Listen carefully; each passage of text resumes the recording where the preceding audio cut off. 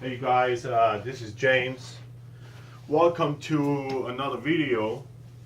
And as you guys know, is that all my observations and all my examination and all my investigation in things I'm really interested in, I'll do it all by myself, right? So that means I don't take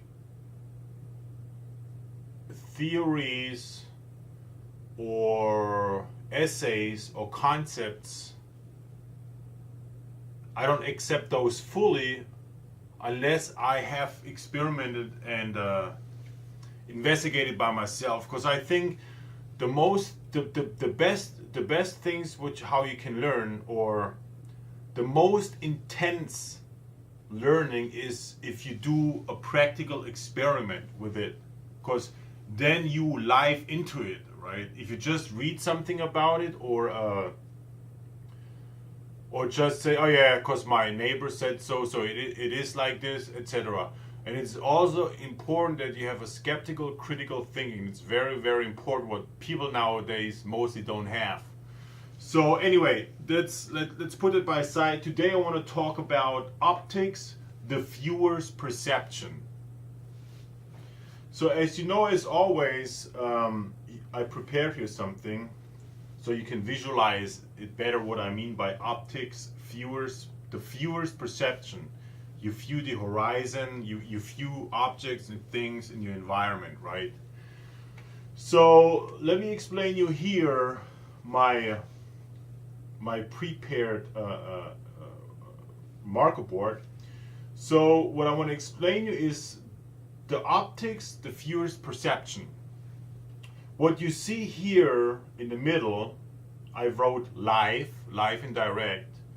There is, let's say, an object or a living thing that's moving around, right? It's right in the middle. What you see in the blue box are all analyzers. Analyzers could be you, me, your friend, your neighbor. So we all standing around the same object and we observe it, we watch it, right? That's the blue squares. I wrote in A for analyzing. So we are all the blue and we analyze the thing that is a living thing right in the middle. And we are all stationary. So I stay at that point, I don't move around.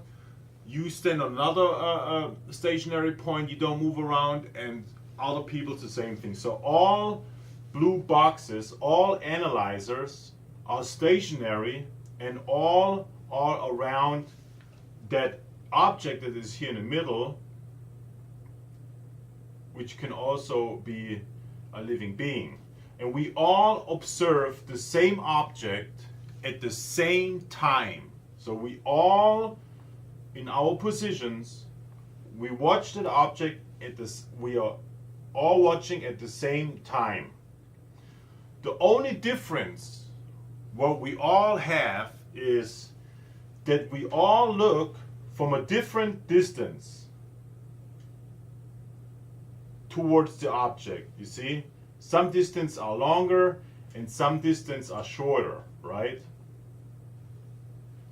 You see it here, the blue lines.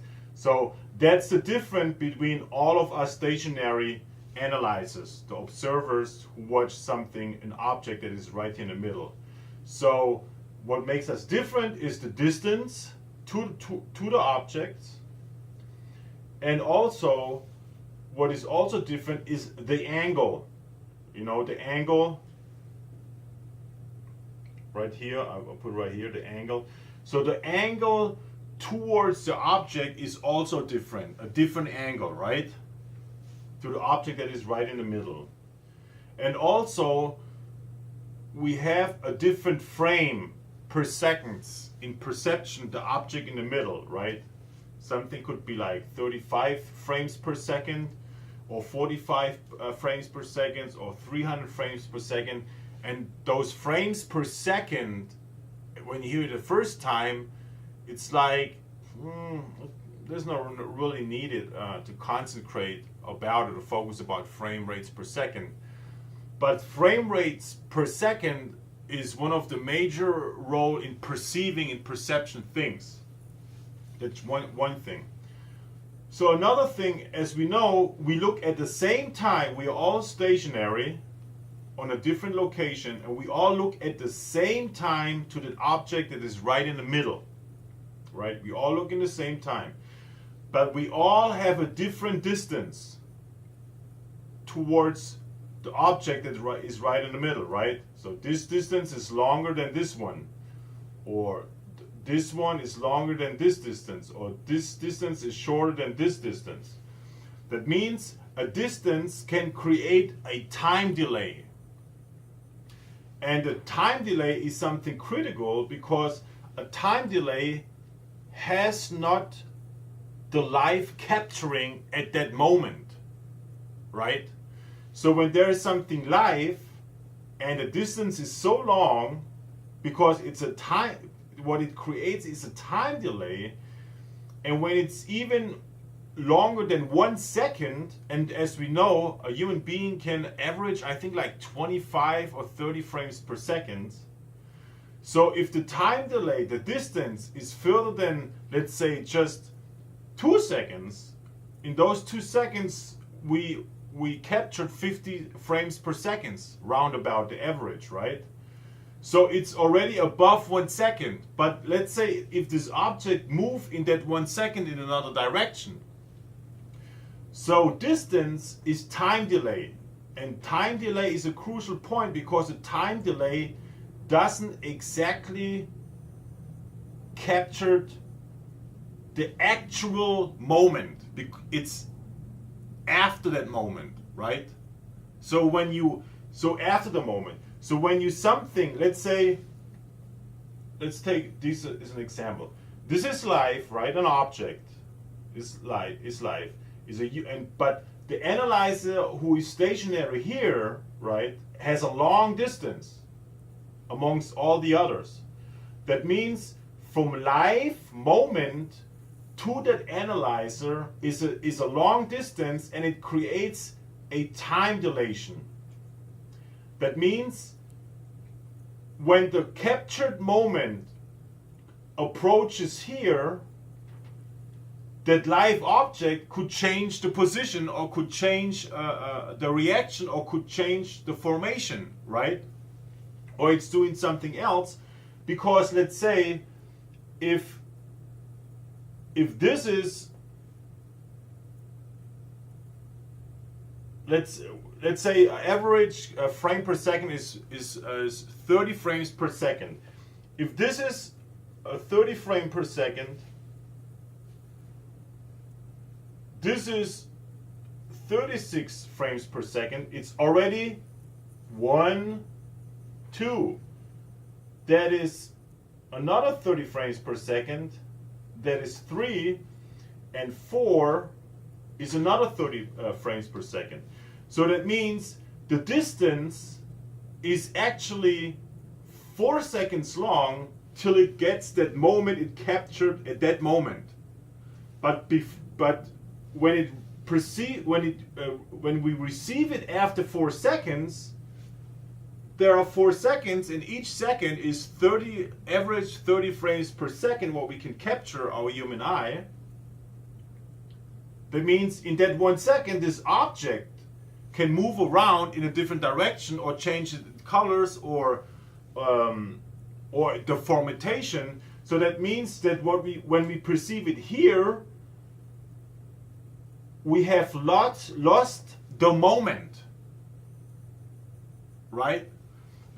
So that means if we analyze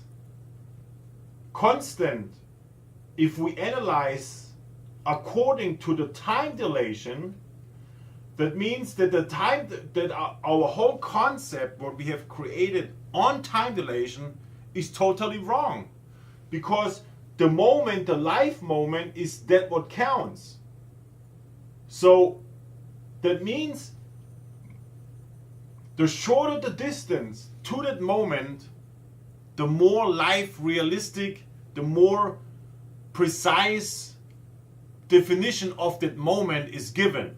But the further the distance away, because it's 1 second, 30 frames per second, another second it's 60 frames, another seconds we already 3 seconds is 90 seconds, and 4 seconds is 120 seconds frames. So 120 frames altogether, 4 seconds. So when we capture it, the distance, what we capture at that moment is no more that original moment. It's 4 seconds after that moment, or 120 frames per second after the moment. So let me make you a very example about time dilation, because the longer the distance, the weaker the precise calculation. Let's say like this: if there's a time dilation and our whole concepts and theories and calculation is based on the time dilation, that means it's actually not the actually momentum.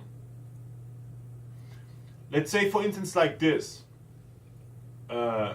I think what everybody knows: when the sunlight hits the earth, it has an 8-minute delay, and that 8-minute delay that we perceive it takes 8 minutes till it reaches our earth. That 8 minutes is a time delay, because it was sending out the signal 8 minutes before, right? So if we use the delayed time, the 8 minutes, as a reference, as a basic foundation principle reference, then it's actually 8 minutes wrong, so to speak, because we're not at the zero when it's actually happened. So this is what I want to explain you. So let me just go over it again. So this is the object in the middle, what we all observe, me, you, your friends, whatever. And we are all analyzer, that's why it says A, and we are all stationary, and we all surrounding that object or that living thing that is right here in the middle. So we all look at the same time at that living thing. But the difference between all of us is we have a different distance, right? We have different angles. The angle I will do on the next video. So this one is about the distance and the time delays. So it's all about the moment. The closer you get to the moment, the more you are in the momentum. The farther you are away, you no more parallel or synchronized with that moment, and it creates a time delay because of the distance. So the longer the distance is away from this object, that living thing, that moment that's moving, the more undetailed, unprecise, more false statements, right? The closer you get to the moment, the more accurate, the more precise calculation and equation or perception comes along, right? So this is about now the distance. The distance and time delay. Very important. Time delay is a very important thing what people have to understand. Time delay, because when you observe things, the average is about, I think, like 30 frames per second, right? So the longer the seconds that is between the observer, the analyzer, and the object in the momentum, the more time delay it is, right? In those 120, in this example, it is 4 seconds. In those 120 frames per second, there can happen a lot of stuff that is away from the momentum. Okay, thank you guys for watching, and I will do the next video about the angle, different angles in perception. So thank you for watching.